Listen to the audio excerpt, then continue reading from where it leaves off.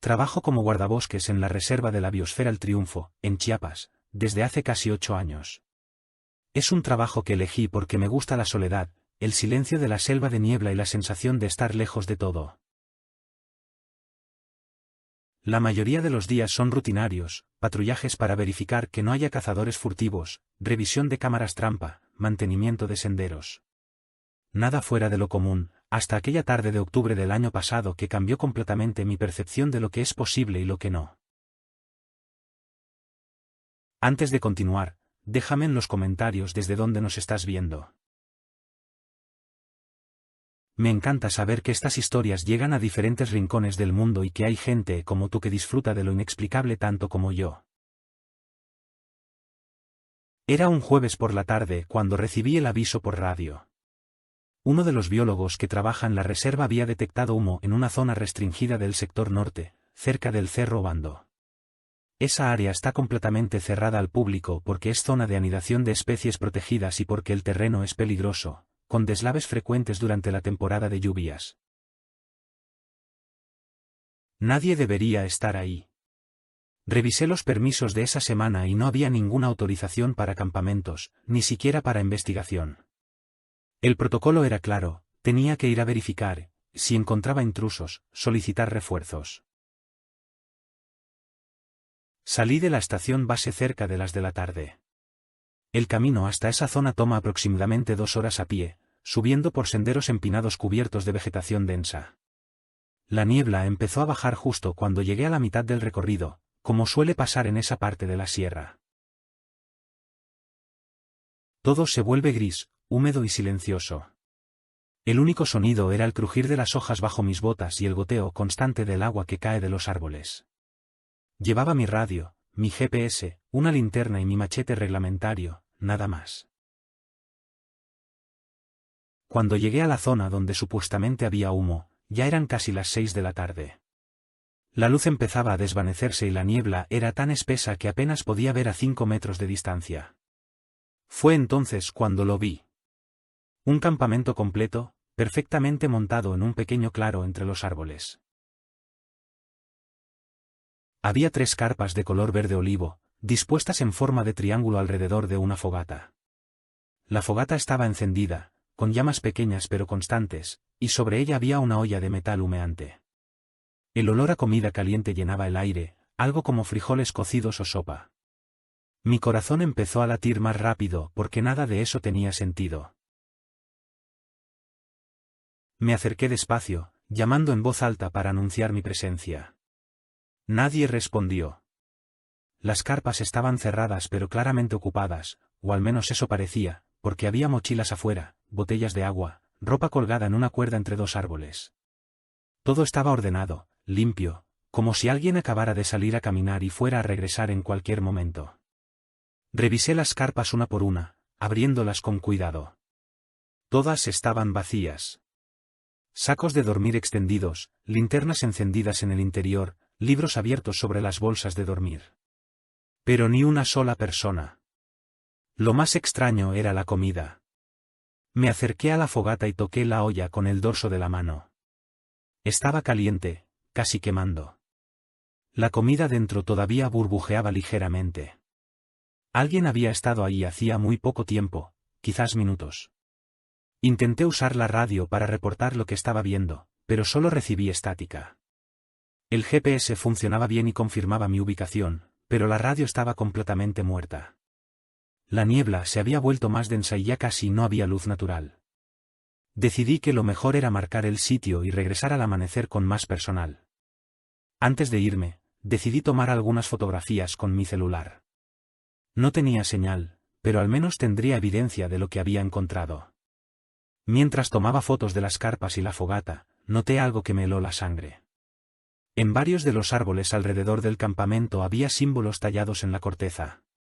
No eran grafitis ni iniciales de turistas. Eran diseños geométricos complejos, círculos entrelazados con líneas rectas que formaban patrones que nunca había visto antes. Parecían recién hechos porque la madera expuesta todavía estaba húmeda y clara. Tomé fotos de cada uno de ellos, sintiendo como un nudo se formaba en mi estómago. El regreso a la estación fue una pesadilla. La oscuridad era total y la niebla no permitía que la luz de mi linterna llegara muy lejos. Cada sonido me ponía los nervios de punta. Escuchaba ramas quebrándose a mi alrededor, como si alguien caminara en círculos manteniéndose justo fuera del alcance de mi luz. Varias veces me detuve y grité, preguntando si había alguien ahí. Solo silencio. Llegué a la estación cerca de las 10 de la noche, empapado de sudor y niebla, con las manos temblando. Reporté todo a mi supervisor esa misma noche. Le mostré las fotos y le expliqué la situación. Él compartía mi preocupación porque ese tipo de intrusiones podían significar cazadores furtivos o traficantes usando la reserva como ruta. Organizamos un operativo para regresar al amanecer con 5 personas más, incluyendo a 2 rangers de otra estación y un oficial de la policía ambiental. Revisamos las fotos toda la noche, tratando de identificar las carpas o cualquier detalle que nos diera una pista de quiénes eran esos intrusos. Salimos antes del alba. Llevábamos linternas potentes, radios que funcionaban perfectamente y una actitud preparada para cualquier confrontación. El camino lo conocía de memoria después de haberlo recorrido el día anterior. Llegamos al claro exactamente donde mi GPS indicaba que había estado. Pero no había nada. Absolutamente nada. Ni carpas, ni fogata, ni ropa, ni mochilas. El claro estaba ahí, eso era innegable, pero estaba completamente vacío. Solo hierba húmeda y algunos helechos. Revisamos el área en un radio de 100 metros. Buscamos cualquier señal de que alguien hubiera estado ahí. Y entonces lo encontramos. En la tierra húmeda había marcas circulares, perfectamente espaciadas, como si algo pesado hubiera estado apoyado ahí durante horas. Las marcas coincidían exactamente con la posición donde yo había visto las carpas. Pero lo que realmente me hizo sentir que la realidad se desmoronaba fueron los árboles.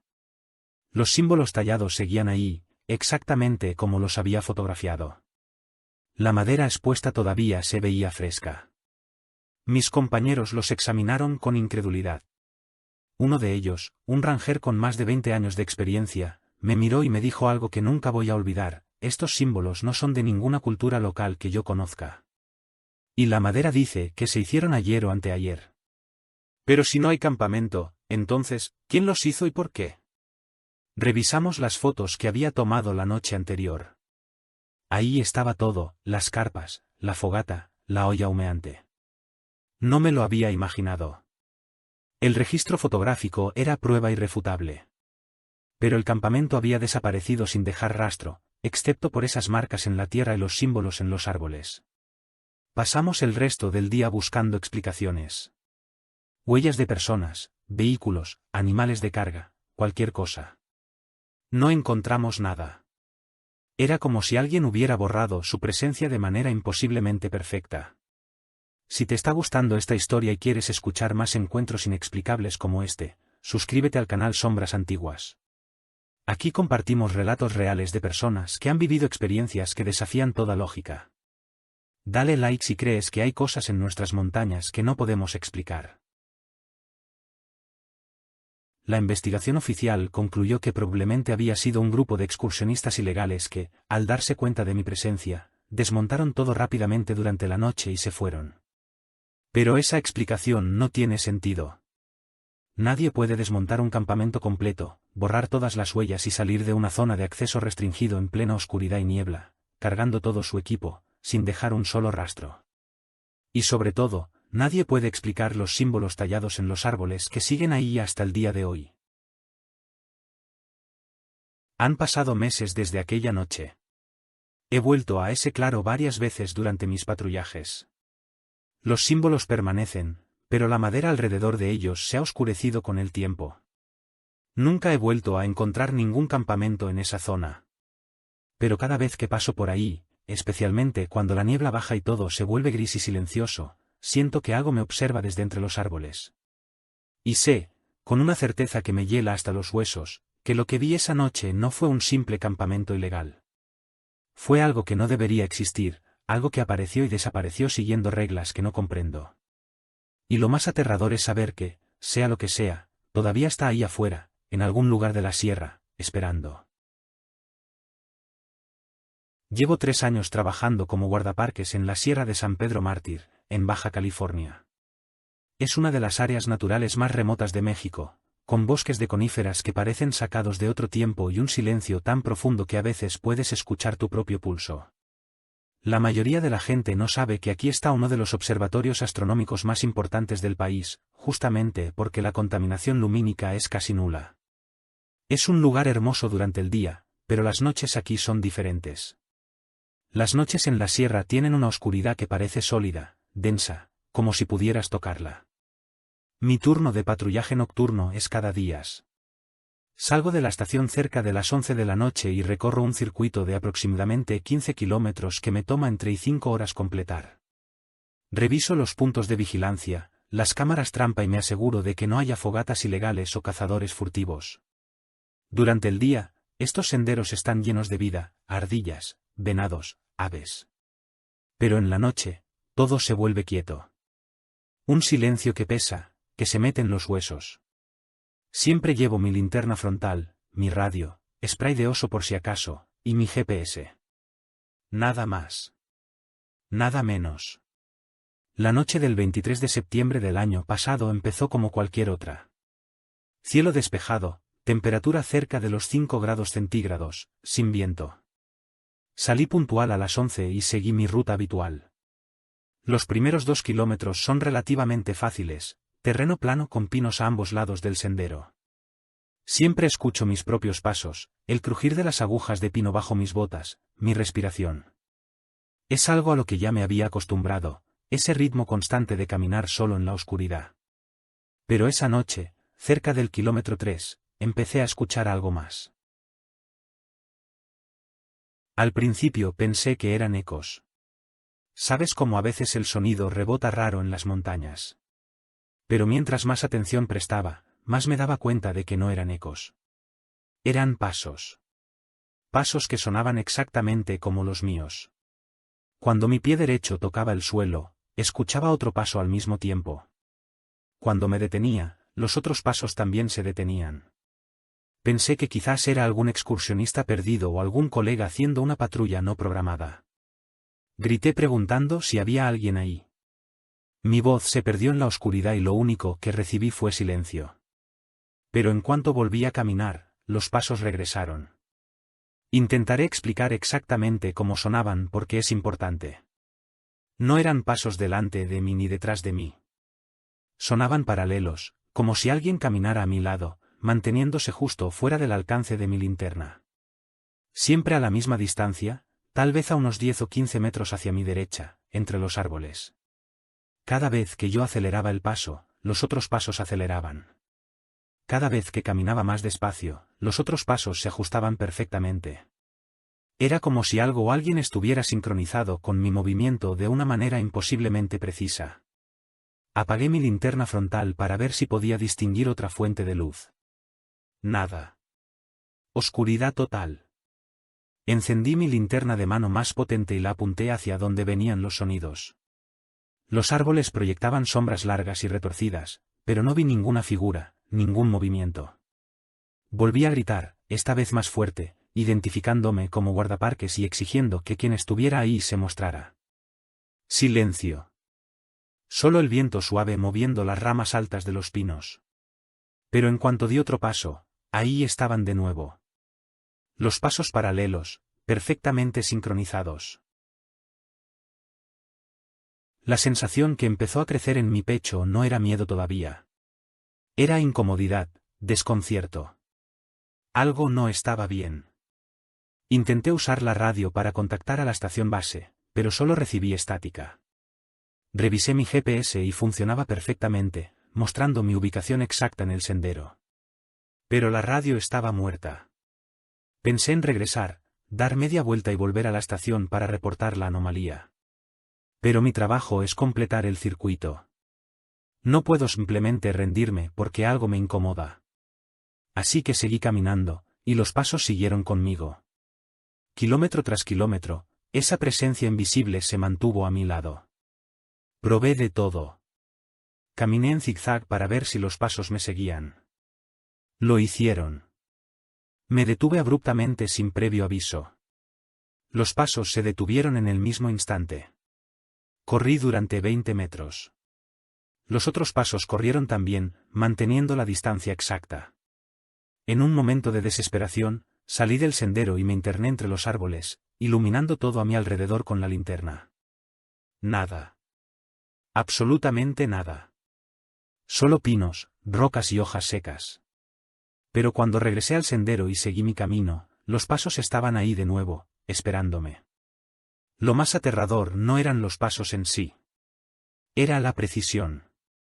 Era la forma en que quien o lo que fuera que estuviera haciendo esos sonidos conocía exactamente cuándo iba a mover cada pie. No había retraso. No había anticipación. Era simultáneo.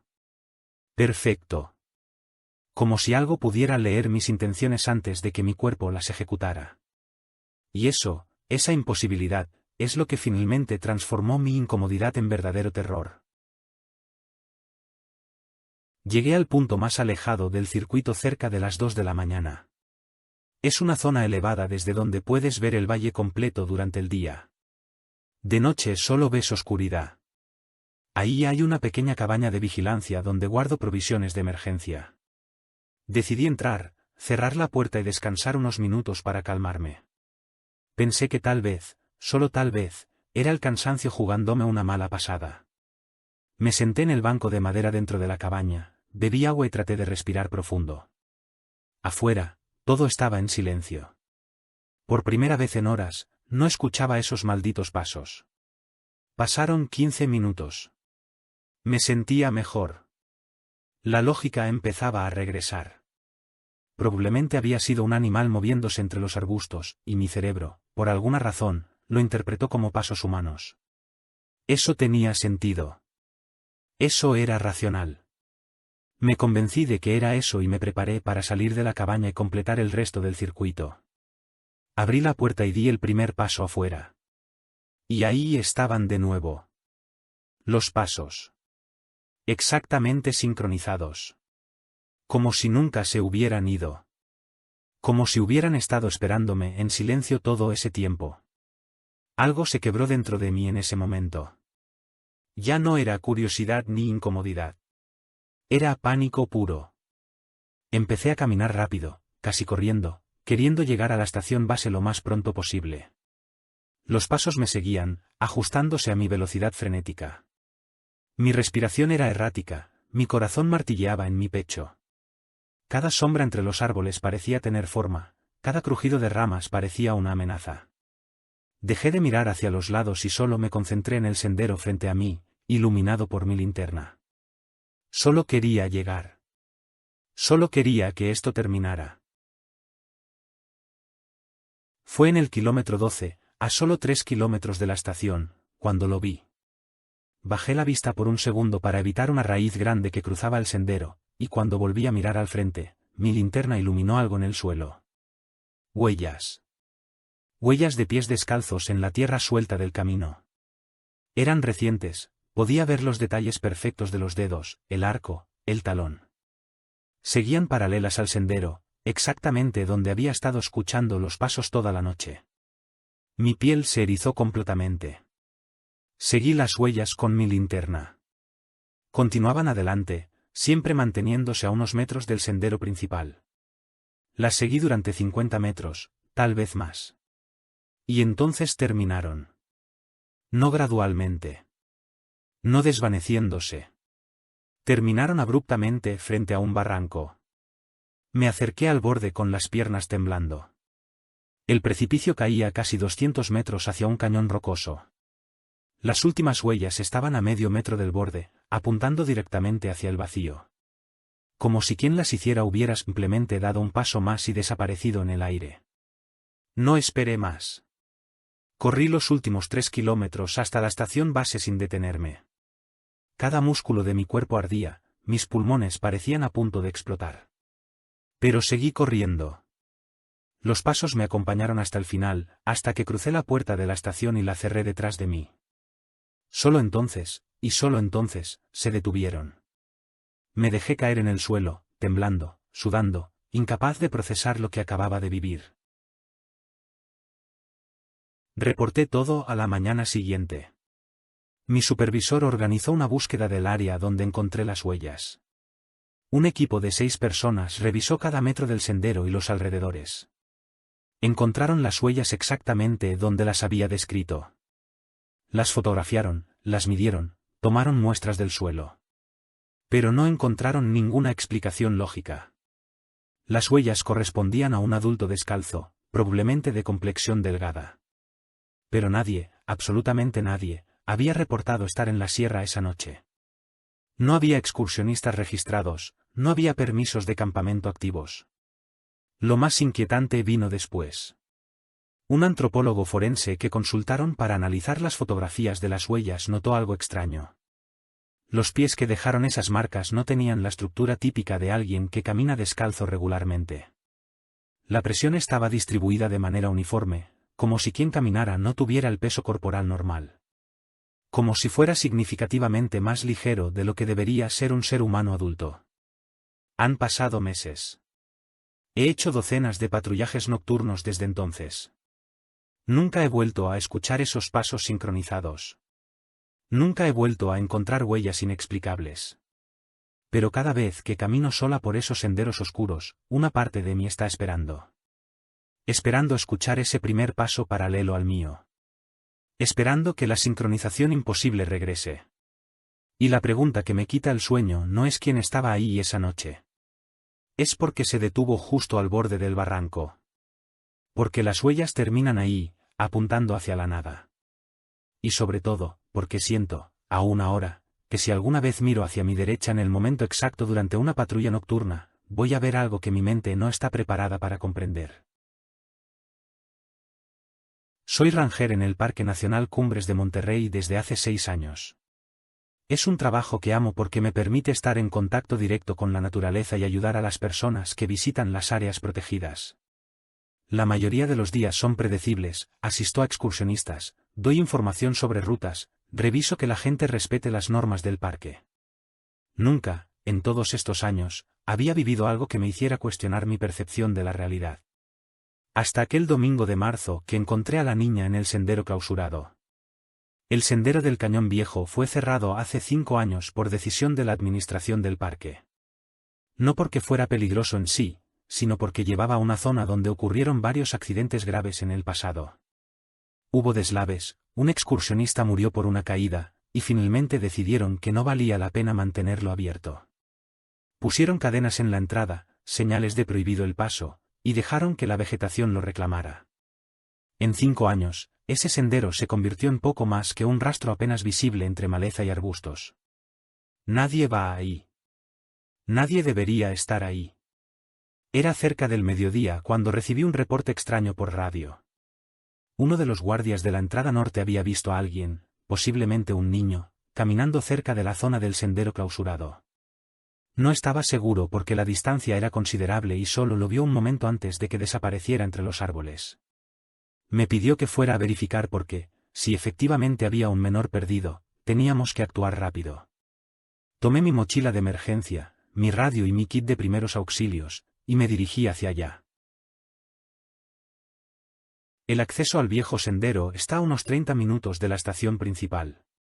Cuando llegué, lo primero que noté fue que la cadena que bloqueaba la entrada estaba caída en el suelo. No cortada, no rota, simplemente descolgada como si alguien la hubiera quitado cuidadosamente y la hubiera dejado ahí. Las señales de prohibido el paso seguían en su lugar, pero alguien definitivamente había entrado. Revisé el suelo buscando huellas y encontré marcas pequeñas, como de zapatos de niño, dirigiéndose hacia el interior del sendero. Mi instinto de protección se activó inmediatamente. Un niño perdido en una zona peligrosa clausurada. Tenía que encontrarlo. Comencé a seguir el sendero, llamando en voz alta. Pregunté si había alguien ahí, identifiqué mi voz como ranger del parque y aseguré que no había problema, que solo quería ayudar. El sendero estaba mucho más cubierto de lo que recordaba. Ramas bajas cruzaban el camino, hierbas altas llegaban hasta mis rodillas en algunos puntos. Era evidente que nadie había pasado por ahí en mucho tiempo, lo que hacía aún más extraño que un niño hubiera llegado hasta ese lugar. Seguí las huellas durante unos 20 minutos, adentrándome cada vez más en la zona restringida. Fue entonces cuando la vi.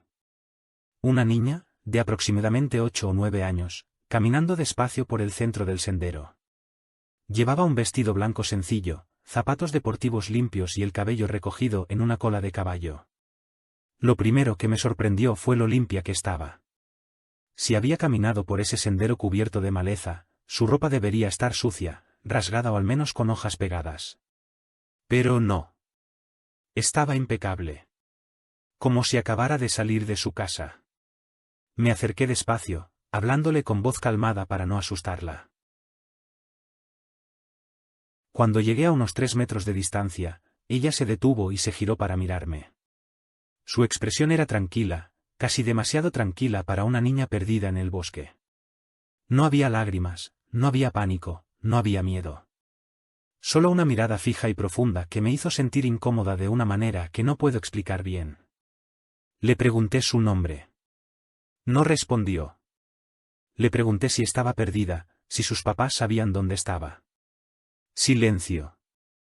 Solo me miraba con esos ojos oscuros e inmóviles.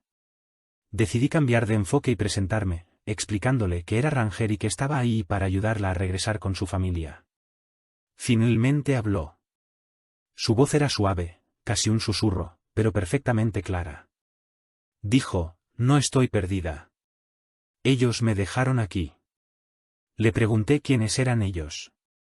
Se giró y señaló hacia arriba, hacia la cima de un acantilado rocoso que se elevaba a nuestra derecha. Ese acantilado es completamente inaccesible sin equipo de escalada especializado. Las paredes son casi verticales, con más de 40 metros de altura.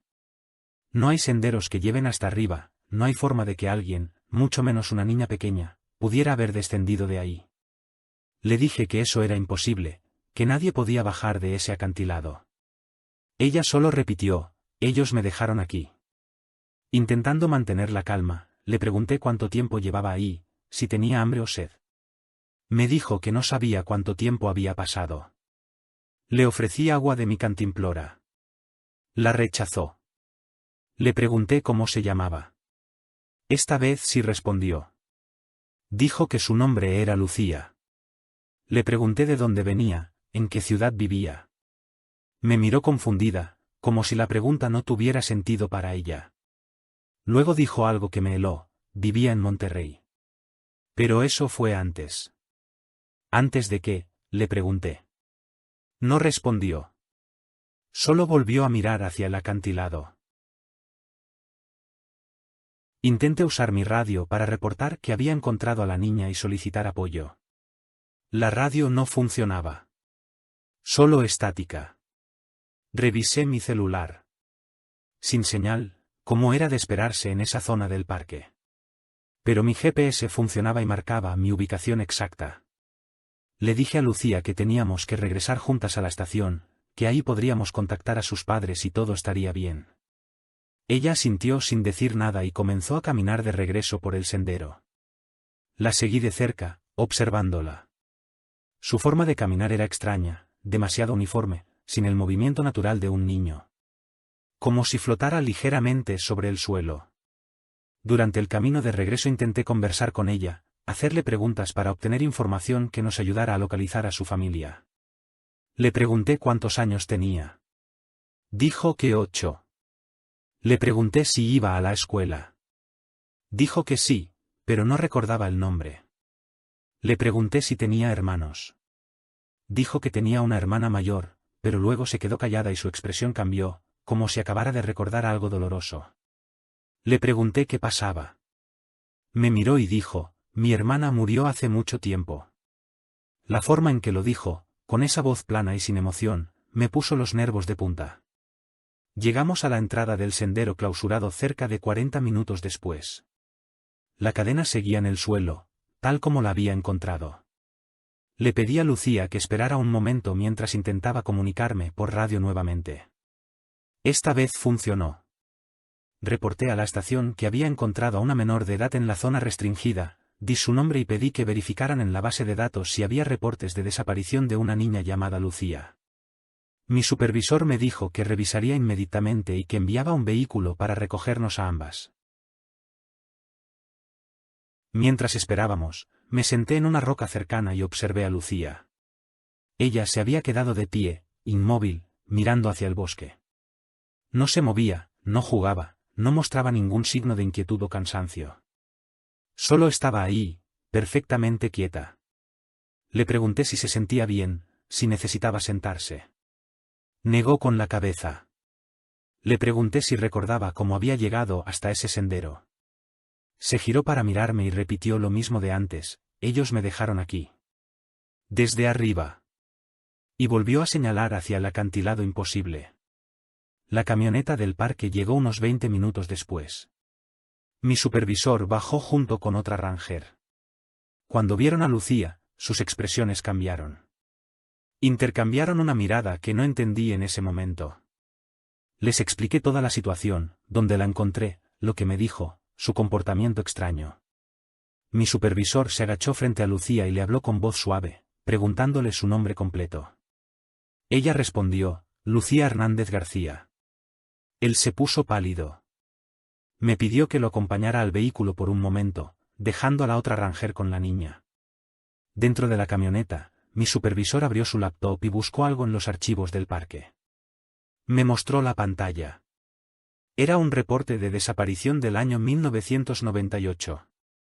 Una niña de 8 años llamada Lucía Hernández García había desaparecido durante una excursión familiar en el Parque Nacional Cumbres de Monterrey. Su cuerpo nunca fue encontrado. La búsqueda se extendió durante semanas. La investigación concluyó que probablemente había sufrido un accidente fatal y caído en alguna zona de difícil acceso. La fotografía del archivo mostraba a una niña idéntica a la que acababa de encontrar. Mismo rostro, mismo cabello, misma edad. Pero eso había sido hacía 27 años. No podía procesar lo que estaba viendo. Le dije que tenía que ser una coincidencia, tal vez una pariente con el mismo nombre, tal vez una niña que se parecía. Él me miró con una expresión que mezclaba miedo y confusión. Me dijo que 2 guardabosques habían reportado avistamientos similares en los últimos 10 años. Una niña en lugares donde no debería haber nadie. Siempre limpia, siempre tranquila, siempre señalando hacia arriba.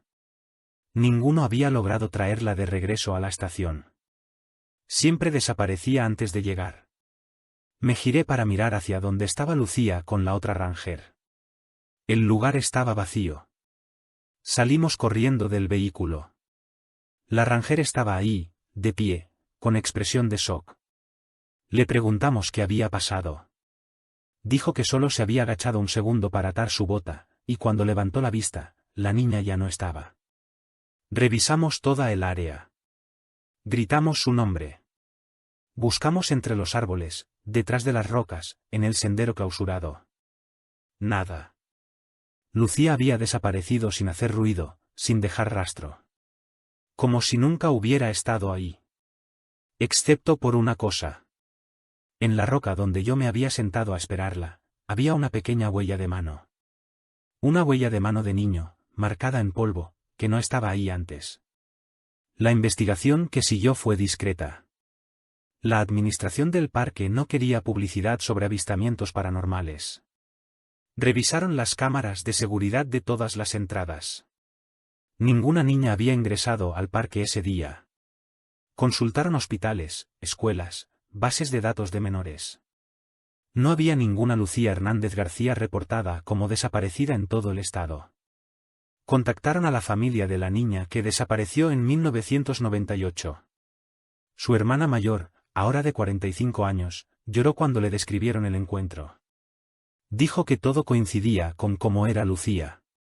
Incluso el vestido blanco que mencioné era el que llevaba puesto el día que desapareció. Han pasado meses desde ese día. He vuelto al sendero del Cañón Viejo varias veces durante mis rondas, siempre con la esperanza y el temor de encontrarla nuevamente. La cadena sigue asegurada ahora con un candado más resistente. Pero cada vez que paso cerca de esa zona, siento una presencia. Una sensación de ser observada desde arriba, desde ese acantilado imposible. Y la pregunta que me persigue no es cómo llegó ahí.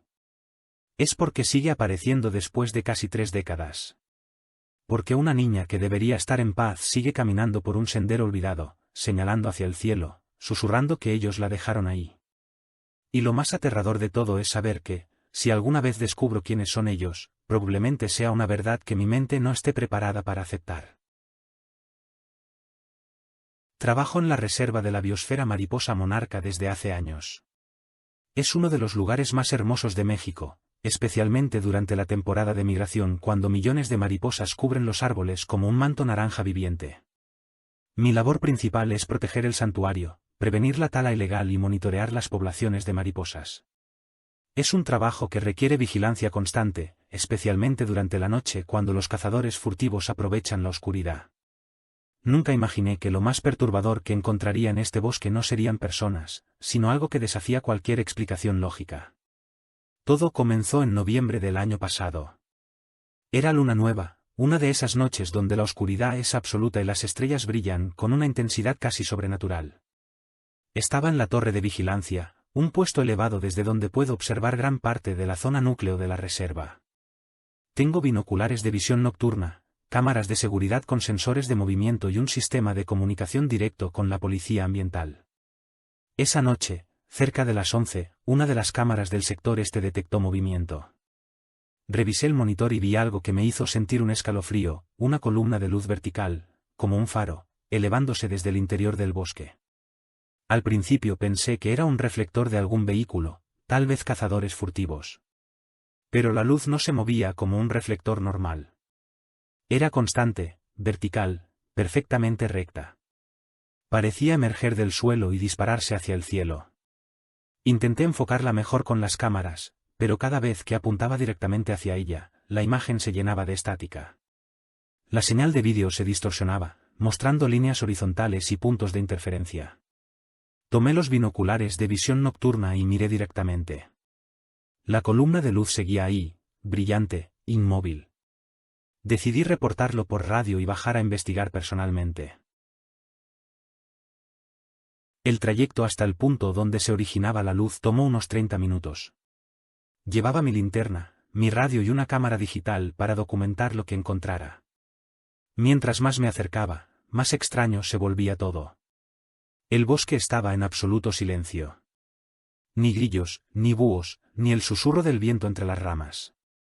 Solo un silencio denso y antinatural que parecía absorber cualquier sonido. La temperatura también había bajado notablemente. Podía ver mi aliento condensándose en el aire frío, a pesar de que la noche no había sido particularmente fría cuando salí de la torre. Llegué a un pequeño claro entre los oyameles. Ahí estaba.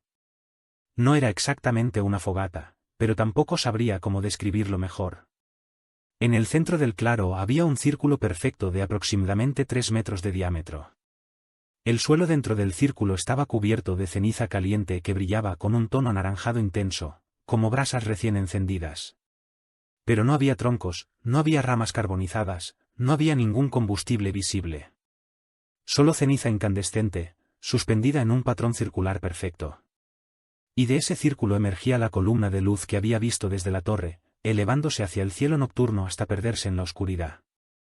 Me acerqué con precaución, sintiendo el calor radiante incluso desde varios metros de distancia. Tomé fotografías desde diferentes ángulos. En la pantalla de la cámara, las imágenes salían borrosas, con manchas de luz que no correspondían con lo que veía con mis propios ojos. Era como si algo interfiriera con la electrónica cada vez que intentaba capturar el fenómeno. Busqué alrededor del círculo cualquier evidencia de actividad humana, huellas, colillas de cigarro, botellas, cualquier cosa. No había nada. Solo el círculo de ceniza ardiente y los árboles circundantes. Lo más perturbador era el efecto en los árboles. Los oyameles que rodeaban el claro, en un radio de unos 5 metros, mostraban signos de exposición a calor extremo.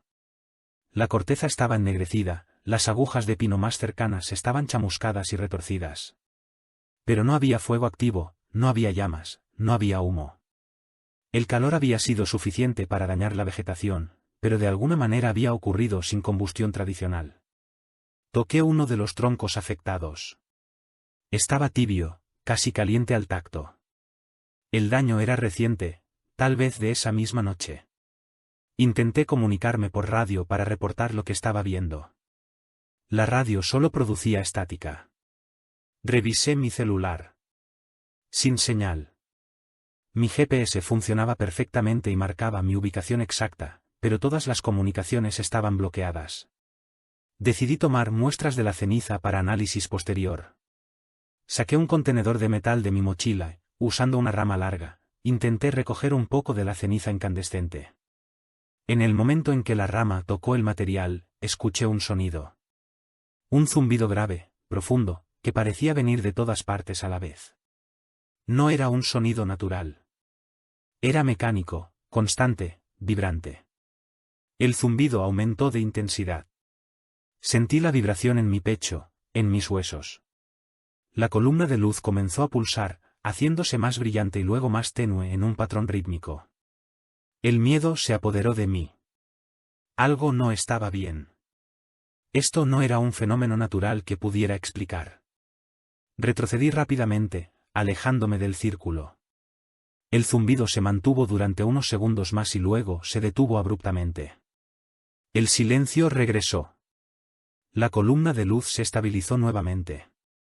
Pero ahora sabía que había algo ahí, algo que reaccionaba a la presencia humana o al menos a la interferencia. Regresé a la torre de vigilancia con el corazón latiendo fuertemente. Intenté volver a enfocar las cámaras hacia el claro. Las imágenes seguían llenas de estática. Observé desde la ventana con los binoculares. La columna de luz permaneció visible durante aproximadamente una hora más. Y luego, cerca de la 1 de la madrugada, simplemente se apagó. Se desvaneció gradualmente, como si alguien hubiera bajado la intensidad de un interruptor, hasta desaparecer por completo. Esperé hasta el amanecer para regresar al claro y documentar lo que quedaba. Con la luz del día, el lugar se veía completamente diferente. El círculo de ceniza seguía ahí, perfectamente delimitado. La ceniza ya no estaba incandescente, pero seguía caliente. Podía sentir el calor emanando del suelo cuando acercaba mi mano. Tomé muestras, fotografías detalladas y mediciones precisas del diámetro del círculo. Los árboles chamuscados eran evidencia innegable de que algo había generado calor extremo en ese lugar. Pero seguía sin haber ningún rastro de combustible, ninguna explicación lógica para lo que había presenciado la noche anterior. Reporté el incidente a la dirección de la reserva. Mi supervisor organizó una visita al sitio con un equipo de científicos, incluyendo un geólogo y un experto en incendios forestales. Examinaron la ceniza, los árboles dañados y el suelo. Las muestras de ceniza fueron enviadas a un laboratorio para análisis químico. Los resultados llegaron 2 semanas después. La ceniza no contenía ningún material orgánico identificable. No era madera quemada, no era carbón, no era ningún combustible conocido. La composición química era anómala, con concentraciones altas de minerales que normalmente no se encuentran juntos en la naturaleza. El geólogo no pudo ofrecer ninguna explicación. Lo más inquietante vino después. Una semana después del primer incidente, volvió a suceder. Otra columna de luz, esta vez en el sector oeste de la reserva. Otra noche de luna nueva. Otro círculo perfecto de ceniza incandescente sin fuente de combustible. Y luego sucedió de nuevo. Y de nuevo. Durante los siguientes 3 meses, el fenómeno se repitió 7 veces, siempre en noches de luna nueva, siempre en diferentes ubicaciones dentro de la reserva, siempre con las mismas características: círculo perfecto, ceniza caliente sin origen, columna de luz vertical, interferencia electrónica. Instalamos cámaras adicionales específicamente para capturar el fenómeno. Todas las grabaciones mostraban la misma estática e interferencia cuando las luces aparecían. Intentamos mantener vigilancia constante en las noches de luna nueva. A veces las luces aparecían en zonas que habíamos estado observando minutos antes. Como si supieran exactamente dónde no estábamos mirando. Varios guardabosques reportaron experiencias similares: el silencio antinatural, el descenso de temperatura, el zumbido grave cuando se acercaban demasiado. Uno de ellos intentó permanecer junto a un círculo durante toda la duración del fenómeno. Tuvo que retirarse después de 20 minutos porque el calor era insoportable y el zumbido le estaba causando náuseas. La comunidad científica mostró interés inicial, pero cuando las explicaciones racionales fallaron, el entusiasmo disminuyó. Algunos sugirieron actividad geotérmica anómala. Pero no hay volcanes ni fuentes termales en esta región. Otros hablaron de descargas de plasma atmosférico o fenómenos eléctricos raros. Pero ninguna de esas teorías explicaba los círculos perfectos de ceniza o la ausencia total de combustible. Un investigador independiente sugirió que podría ser algún tipo de experimento militar secreto.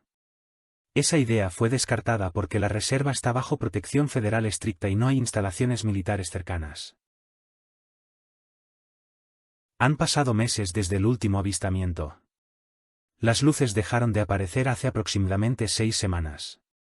Los círculos de ceniza todavía están marcados en el bosque, ahora cubiertos parcialmente por hojas caídas y nueva vegetación. Los árboles chamuscados permanecen como testigos silenciosos de algo que no deberíamos haber presenciado. Las cámaras de seguridad siguen funcionando normalmente, sin interferencias. El silencio del bosque ha regresado a la normalidad. Pero cada noche de luna nueva, me encuentro vigilando desde la torre, esperando. Esperando ver otra columna de luz elevándose hacia el cielo. Esperando escuchar ese zumbido profundo que hace vibrar el alma. La pregunta que me persigue no es qué causó esas luces. Es porque aparecieron exactamente 7 veces y luego se detuvieron. Porque siempre en luna nueva. Porque en patrones que parecían deliberados, como si algo o alguien estuviera marcando puntos específicos en el bosque. Y sobre todo, que dejaron atrás. Porque tengo la sensación, profunda e inquietante, de que esos círculos de ceniza no son el resultado final de lo que sea que estuvo aquí. Son marcadores. Señales. Y algún día, algo va a regresar a reclamarlas. Soy guardabosques en la Sierra Gorda de Querétaro desde hace 12 años. Es una región de una biodiversidad increíble, con ecosistemas que van desde desiertos hasta bosques de niebla.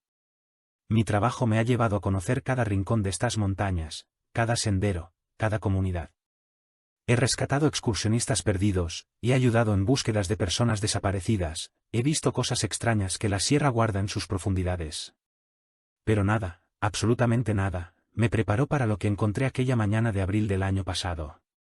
Un hombre que no debería existir, caminando por un sendero como si el tiempo no hubiera pasado para él. Era un lunes por la mañana, cerca de las 7.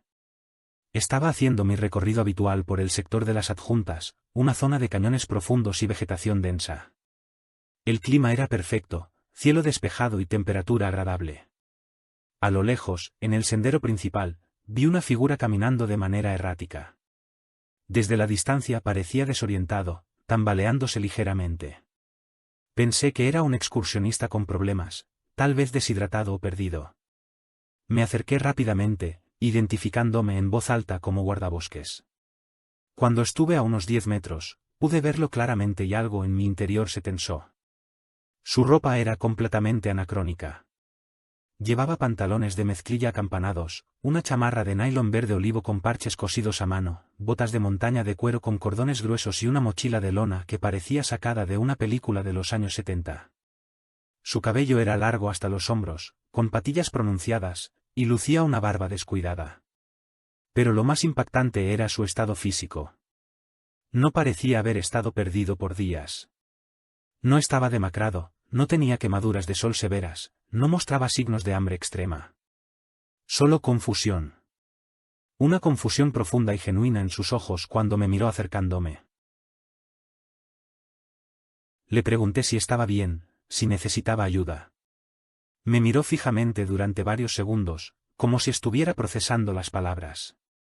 Finalmente habló. Su voz era ronca, pero firme. Dijo, salí de excursión hace 3 días. No sé cómo llegué aquí. Le pregunté de dónde venía, cuál era su punto de partida. Respondió que había salido de San Joaquín, un pueblo cercano, con un grupo de amigos para hacer una ruta de senderismo de fin de semana. Le pregunté la fecha. Me dijo que era sábado 12 de octubre de 1973. Mi sangre se heló. Intentando mantener la calma, le dije que hoy era lunes 22 de abril de 2024. Se rió nerviosamente, pensando que era una broma. Le mostré mi celular con la fecha y hora. Su expresión cambió de incredulidad a pánico. Empezó a temblar, mirando el dispositivo como si fuera un objeto alienígena. Le pregunté su nombre. Dijo llamarse Roberto Medina Sánchez, 32 años, ingeniero civil de la Ciudad de México. Le pedí que me mostrara alguna identificación. Sacó de su chamarra una credencial de lector vieja, plastificada a mano. La fecha de emisión era 1971. La fotografía coincidía perfectamente con el hombre frente a mí. Le ofrecí agua. La bebió desesperadamente, como si acabara de darse cuenta de que tenía sed. Le di algunas barras de granola de mi mochila. Las comió lentamente, examinando el empaque con fascinación y confusión. Seguía repitiendo que había salido hace solo 3 días, que sus amigos debían estar buscándolo, que tenía que regresar a su campamento. Le expliqué, con la mayor delicadeza posible, que si lo que decía era cierto, habían pasado más de 50 años. No lo aceptaba. Se negaba a creerlo. Insistía en que era imposible, que tenía que ser un error, una confusión. Usé mi radio para contactar a la estación base. Reporté que había encontrado a un hombre desorientado que afirmaba ser Roberto Medina Sánchez y que había desaparecido en 1973. Hubo un silencio largo del otro lado. Mi supervisor me pidió que repitiera la información. Lo hice. Me dijo que permaneciera con él, que enviaba un vehículo de inmediato y que iba a verificar los archivos históricos de personas desaparecidas en la región.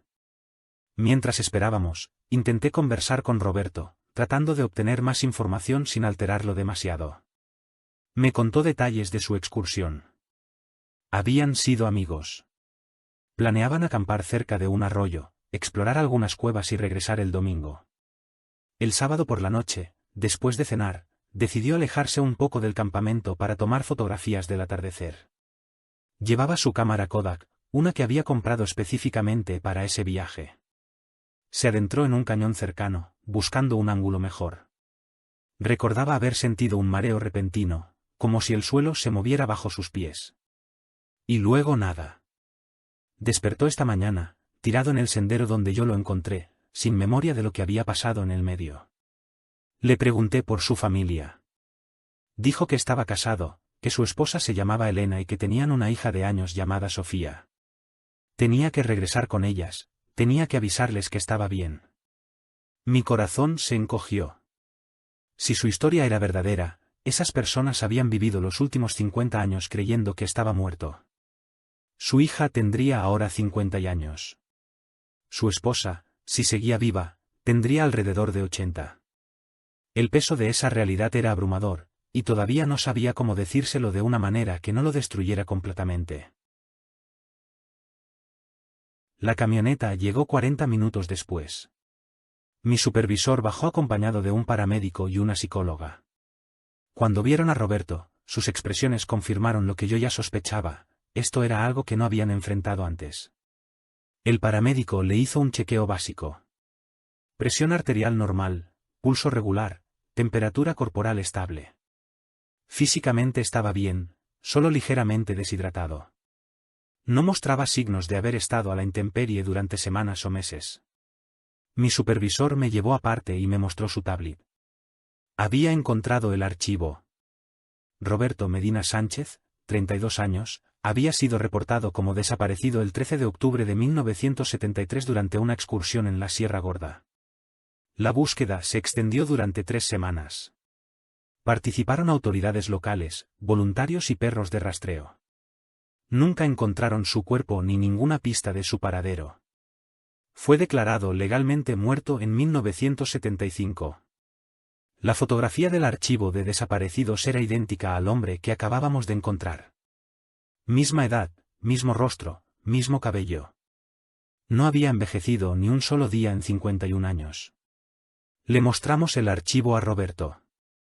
Leyó el reporte con las manos temblando. Vio la fecha de su desaparición, la descripción de la ropa que llevaba puesta, los nombres de sus compañeros de excursión. Todo coincidía. Empezó a hiperventilar.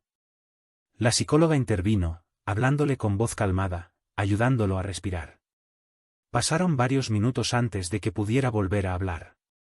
Cuando lo hizo, sus palabras fueron apenas un susurro: ¿Dónde he estado? ¿Qué me pasó? Nadie tenía respuestas para esas preguntas. Solo teníamos más preguntas propias. Lo llevamos a la estación base.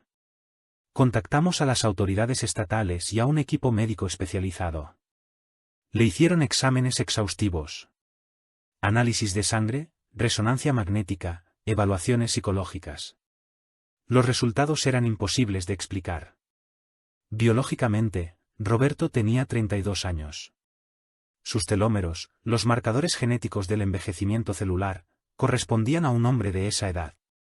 Su memoria a corto plazo era perfecta para eventos hasta octubre de 1973. No recordaba nada después de ese mareo en el cañón. No había trauma cerebral, no había evidencia de amnesia inducida. Simplemente no había vivido esos 50 años. La investigación incluyó verificar su equipo. La mochila contenía provisiones de la época, latas de conservas con fechas de caducidad de 1973, una cantimplora de metal, un mapa topográfico impreso de la región que ya no se usa, un paquete de cigarrillos delicados sin abrir. Y la cámara. Una Kodak Instamatic con película adentro. Revelaron el rollo. Había fotografías del campamento, de sus amigos, del paisaje. La última foto mostraba el interior de un cañón con formaciones rocosas extrañas. En la esquina de la imagen había algo que los técnicos no pudieron identificar, una mancha de luz difusa, como si algo brillante hubiera interferido con la exposición. Localizaron a los compañeros de excursión de Roberto. 2 habían fallecido de causas naturales en los últimos 20 años. El tercero, ahora de 83 años, aceptó reunirse con él. El encuentro fue devastador. El anciano lloró al ver a Roberto exactamente como lo recordaba de su juventud. Le contó cómo habían buscado durante semanas, cómo la culpa de haberlo perdido había marcado sus vidas. Roberto escuchó en silencio, intentando procesar que su amigo había envejecido medio siglo mientras él permanecía congelado en el tiempo. Lo más difícil fue contactar a su familia. Su esposa Elena había fallecido 2 años atrás. Pero su hija Sofía, ahora de 50 años, seguía viva. Vivía en Querétaro con sus propios hijos ya adultos.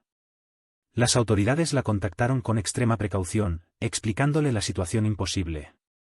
Ella accedió a reunirse con él, aunque con comprensible escepticismo. Cuando se vieron, algo cambió. Sofía tenía una fotografía de su padre tomada una semana antes de su desaparición.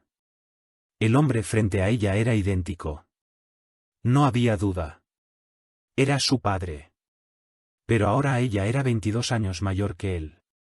Roberto intentó adaptarse a un mundo que había avanzado 5 décadas sin él. La tecnología, la sociedad, la cultura, todo era alien para él. Su profesión había evolucionado de maneras que no podía comprender. Las personas que amó habían envejecido o muerto. Su vida, tal como la conocía, había desaparecido. Y nadie podía explicarle qué había pasado durante ese vacío temporal. ¿Dónde estuvo? ¿Qué experimentó? ¿Por qué no envejeció? Solo sabíamos que algo en la Sierra Gorda había devorado 51 años de su vida y lo había devuelto sin cambios, como si el tiempo simplemente no hubiera existido para él. Han pasado meses desde que encontré a Roberto en ese sendero. Los científicos siguen estudiando su caso, buscando explicaciones que no existen. Algunos hablan de anomalías temporales, otros de física cuántica que nadie entiende realmente. La zona del cañón donde desapareció ha sido cerrada al público mientras realizan investigaciones. Han encontrado lecturas electromagnéticas anómalas, pero nada concluyente. Roberto vive ahora con su hija, tratando de construir una relación con una mujer que es su niña de años pero también una abuela de 50 y... Cada vez que paso por ese sector de la sierra, no puedo evitar pensar en él. En cómo dio un paso en 1973 y el siguiente en 2024. En los 50 años que simplemente no existieron para él. Y la pregunta que me aterra no es cómo pasó. Es cuántas otras personas han dado ese paso y nunca regresaron. Cuántos están atrapados en ese vacío, congelados en un momento eterno, esperando un regreso que tal vez nunca llegue. Porque si le sucedió a Roberto, si la sierra puede tragarse medio siglo de vida de una persona y devolverla sin cambios, entonces el tiempo aquí no funciona como debería. Y eso significa que cualquiera de nosotros podría dar un paso en el lugar equivocado y despertar en un mundo donde todos los que amamos han desaparecido hace décadas. Trabajo como guardaparques en la Sierra Tarahumara desde hace 9 años.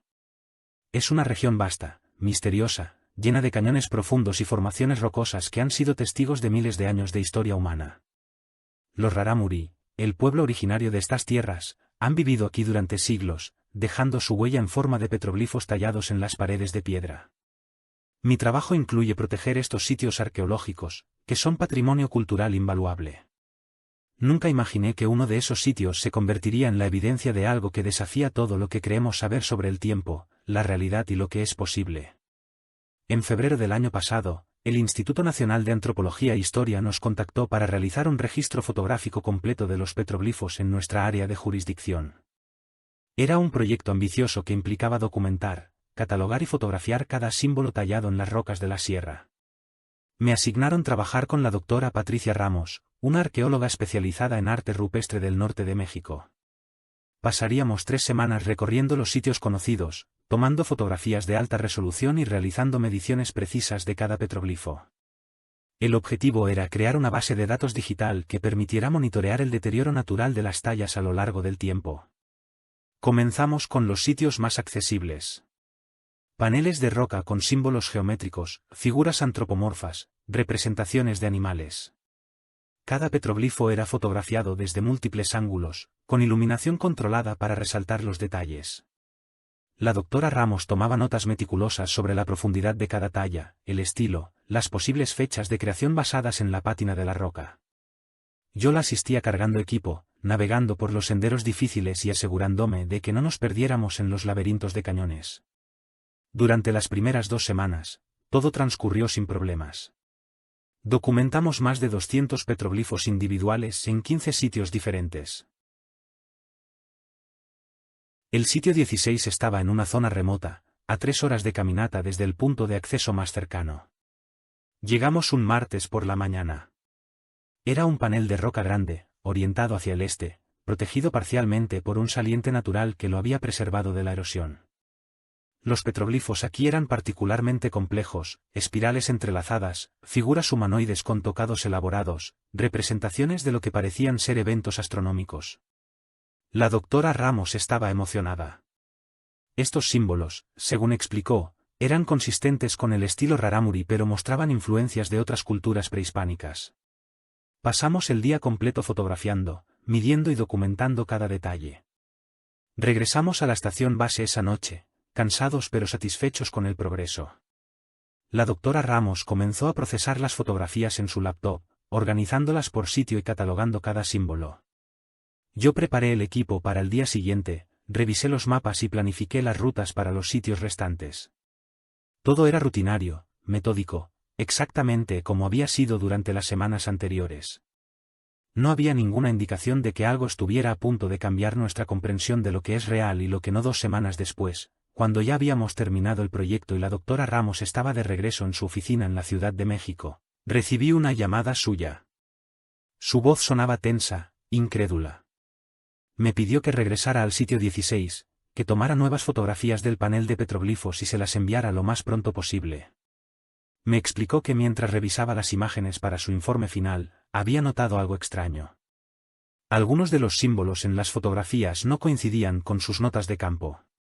Pensó inicialmente que había cometido un error al etiquetar las imágenes, pero mientras más revisaba, más discrepancias encontraba. Necesitaba que verificara in situ si el panel seguía siendo como lo recordábamos. Salí al día siguiente hacia el sitio 16. Llevaba las fotografías impresas que habíamos tomado 3 semanas antes para hacer una comparación directa. El clima era perfecto, sin nubes, con luz abundante para una documentación clara. Llegué al panel cerca del mediodía. Lo que vi me dejó completamente paralizado. Los petroglifos habían cambiado.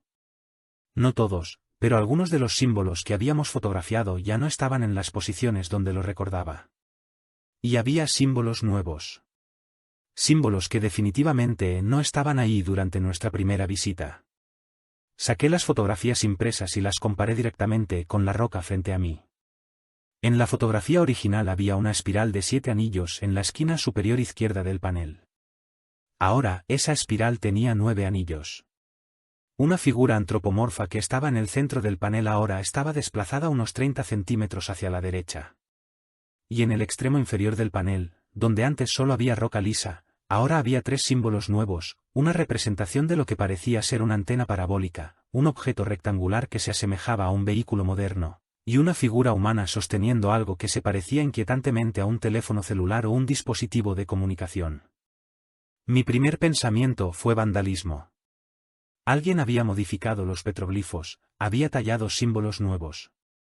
Pero cuando examiné de cerca las tallas, mi estómago se contrajo.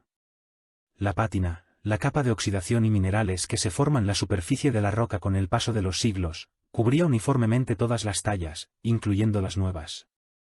La pátina no es algo que se pueda falsificar fácilmente. Se forma a través de procesos químicos y biológicos que toman cientos, a veces miles de años. Las tallas nuevas tenían el mismo grado de pátina que las antiguas. Como si hubieran estado ahí durante siglos, no semanas. Tomé fotografías exhaustivas desde todos los ángulos posibles. Medí cada símbolo con precisión milimétrica. Tomé muestras de la pátina para análisis posterior, aunque sabía que contaminar un sitio arqueológico era técnicamente una violación del protocolo. Pero necesitaba evidencia. Necesitaba algo tangible que probara que no me estaba volviendo loco. Pasé horas documentando todo, tomando notas detalladas, marcando las posiciones exactas de cada símbolo en un diagrama a escala. Cuando terminé, el sol ya estaba bajo en el horizonte.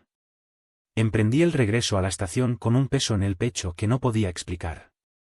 Envié todas las fotografías a la doctora Ramos esa misma noche. Su respuesta llegó a la mañana siguiente. Había pasado toda la noche comparando las imágenes originales con las nuevas. Las discrepancias eran innegables.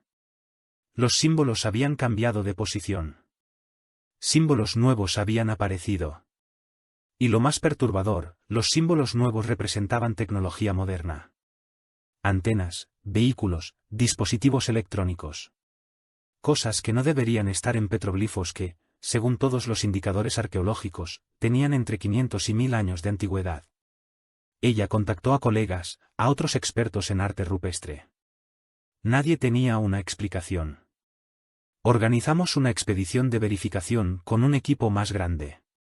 2 arqueólogos adicionales, un geólogo especializado en datación de rocas y un fotógrafo forense. Regresamos al sitio 16 una semana después. El equipo pasó 3 días completos examinando el panel.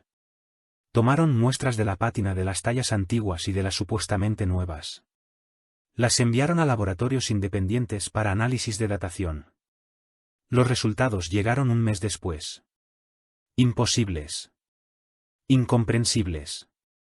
La pátina de todas las tallas, tanto las originales como las nuevas, tenía una antigüedad estimada entre 600 y 800 años. No había diferencia química o estructural entre ellas. Todas habían sido hechas aproximadamente en la misma época, según los datos científicos. Pero eso no tenía sentido. Los símbolos nuevos representaban objetos que no existían hace 600 años. A menos que, y aquí es donde mi mente empieza a tambalearse tratando de comprender lo imposible, a menos que alguien o algo hubiera modificado el pasado. O que los símbolos siempre estuvieran ahí, pero de alguna manera no habían sido visibles para nosotros durante nuestra primera visita.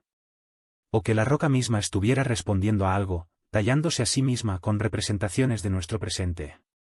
Cada explicación que intentábamos formular era más absurda que la anterior. Lo que vino después fue aún más desconcertante. Decidimos monitorear el sitio continuamente. Instalamos cámaras de vigilancia apuntando directamente al panel de petroglifos. Cámaras con visión nocturna, alimentadas por baterías solares, que grababan 24 horas al día. Durante 2 meses, las cámaras funcionaron perfectamente, capturando el panel sin cambios.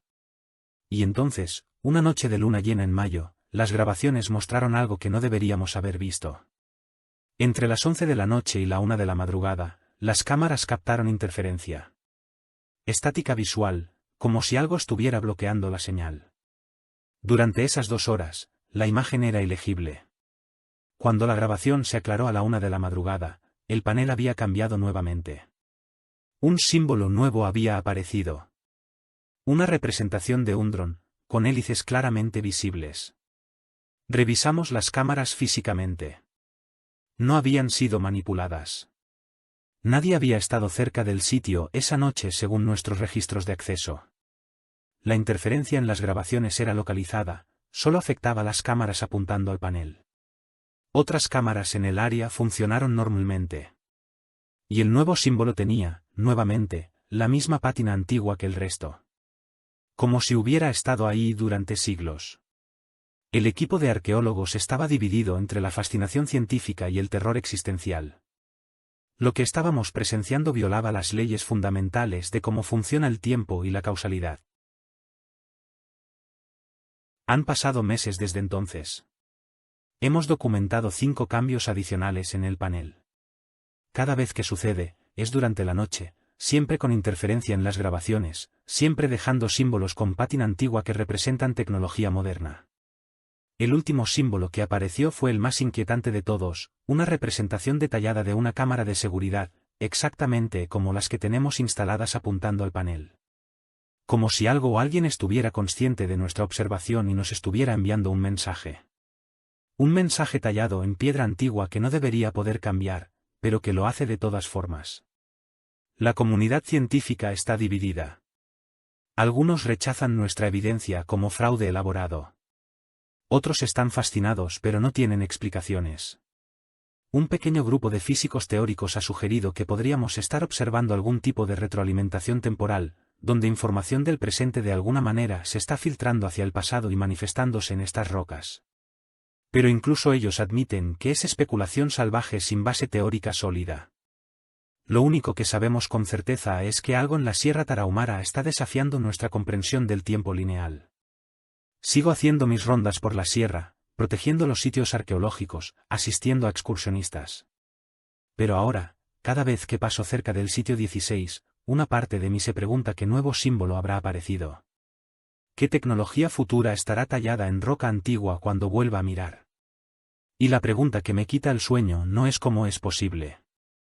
Es por qué. Porque algo o alguien está modificando estas rocas. ¿Qué mensaje están tratando de enviar? Y sobre todo, si los símbolos seguirán cambiando, ¿qué veremos tallado ahí en un año? ¿En 10? ¿Veremos representaciones de tecnologías que aún no hemos inventado? ¿Advertencias de eventos que aún no han ocurrido? Si has llegado hasta aquí, si estas historias de guardabosques te han mantenido despierto, preguntándote qué más hay ahí afuera en nuestras montañas que no podemos explicar, te invito a que te suscribas al canal Sombras Antiguas. Cada semana compartimos más encuentros reales, más misterios sin resolver, más evidencia de que nuestro mundo es mucho más extraño de lo que admitimos. Dale like si crees que hay fuerzas en la naturaleza que están más allá de nuestra comprensión. Y recuerda, los guardabosques vemos cosas que otros no ven porque estamos ahí, en los lugares remotos, donde lo imposible se vuelve cotidiano. Las sierras de México guardan secretos que han permanecido ocultos durante milenios. Algunos de esos secretos están tallados en piedra, esperando ser descubiertos. Pero otros, como hemos aprendido, están tallándose ahora mismo, en este momento, respondiendo a algo que no comprendemos.